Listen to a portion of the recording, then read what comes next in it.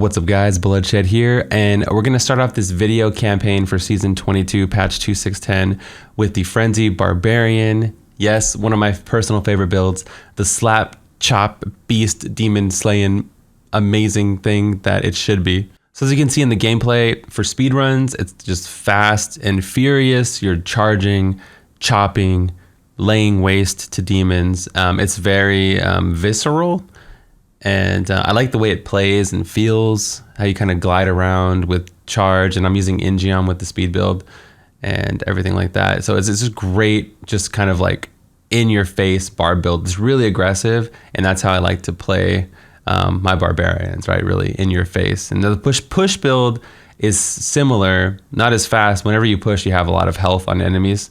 You're more of an elite type hunter when you're pushing. But it's such a beast against Rift Guardians, elites, and yeah, it really takes advantage of the 4 slot and so forth, like we were saying.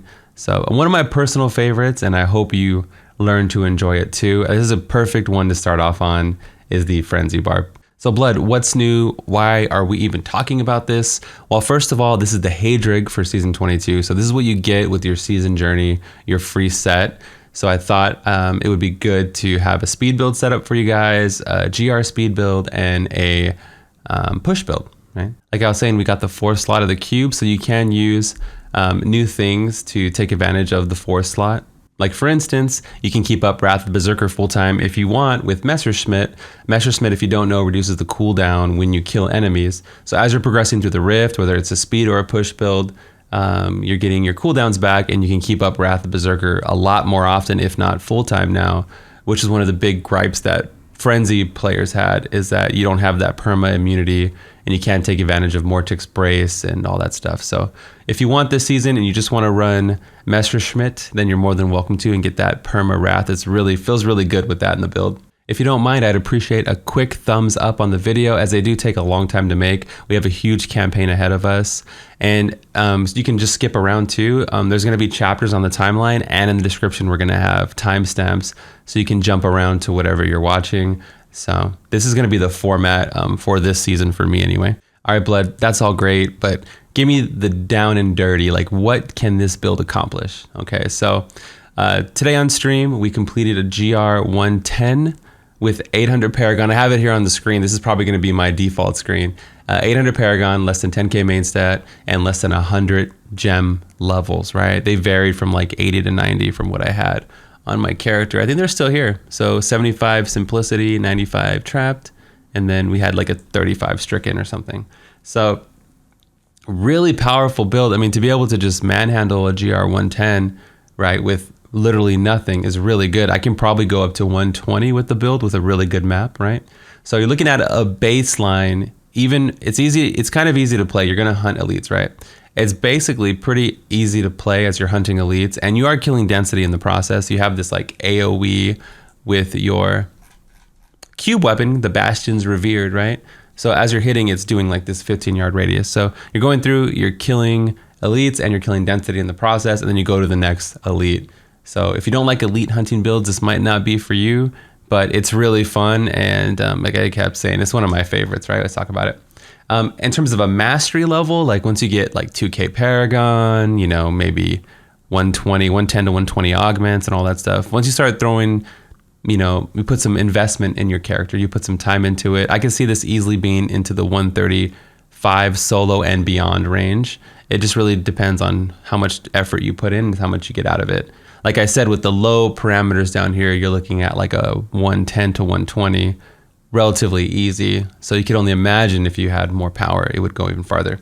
In terms of T16/GR80 bounty speed runs, you're looking to run about T16 around the 2-minute mark, which is about a solid A tier in terms of speed. It's really good for speeds, but it's not nearly as good as like Whirlwind, right? Whirlwind's more consistent.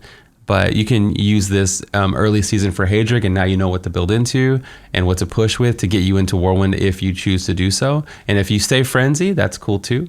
As far as groups, you can run Pugs. Frenzy is a sick RGK. You'll notice that when you're solo killing Rift Guardians. You're looking at like 20-second Rift Guardian kills up to GR 125 or so. Like 20 to 30-second RG kills, like really fast, even early to mid game. So Have fun beasting the Rift Guardian. This is one of my favorites for doing that kind of thing. And then, like I said, in group play, it's not the best RGK, but it's in like the top 3 or so. So then the groups might actually get you in for pugs, or if you start your own group with friends, it's not a bad option. I'm just going to jump into a GR here and give you guys a live demonstration on actually how to play the build. So you can see like all my stuff is legit. We're on the PTR here, so I don't have like that much, you know. Oh, this is a tough map too. So as soon as I get in here, I'm just gonna cast my buffs. I'm not gonna pop Wrath though. So we wanna pop Furious Charge to proc our Bandamite. It's gonna give us damage reduction. And then just 1, 2, 3, pop these like first ones here. So now there's a yellow, I'm gonna pop Wrath of Berserker and then hold down right click and try to DPS him down. And then the enemies next to him will just die automatically just by being in the area. I don't actually see him, I lost track of him. Is he right here? Hello? Oh, there he is. He's just right in here. He's a Juggernaut, and look at his health. Woo! Juggernaut is getting slap chopped to death. I love that. Look at that kill. Insane, right? So we're gonna go ahead. So we don't have Wrath, so that's when we're at our strongest. So we don't have Wrath the Berserker. You can kill a little bit of density here if you wanted, but I wouldn't typically. I would try to kill an elite with it, but you can see our wave clear is okay. Like it's dying and it's getting popped, right? It's just not ideal to spend your time there.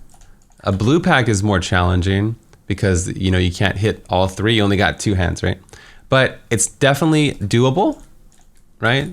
Even without Wrath the Berserker here, I'm gonna start working on one of them. Okay, that's a reflect mob. That's really gonna hurt. So I'm gonna reflect. What it does, it bounces around. I'm just gonna hit whoever doesn't have the active reflect on them. And you can see we're still doing really well without Wrath. Cold Cycle's coming. Lots of DPS with COE, and we got the kill, right? And now we have Wrath up. We're gonna head over here. The build's relatively easy to play. It's just like your positioning is important. You knowing what affixes to fight. Like if it's Fire Chain, it might be kind of tough. Or Arcane Beam might be kind of tough. You might have to jump over it. You can always swap in Esoteric, possibly with the build. If you're playing this in Season 22 and the Shadow Clones just destroy the Rift Guardian, like if they're really powerful, then maybe not even bring Stricken and then save a pylon for the Rift Guardian. And then you can bring Esoteric for more survivability or something, right? Or whatever you wanted, Gogok for more cooldown.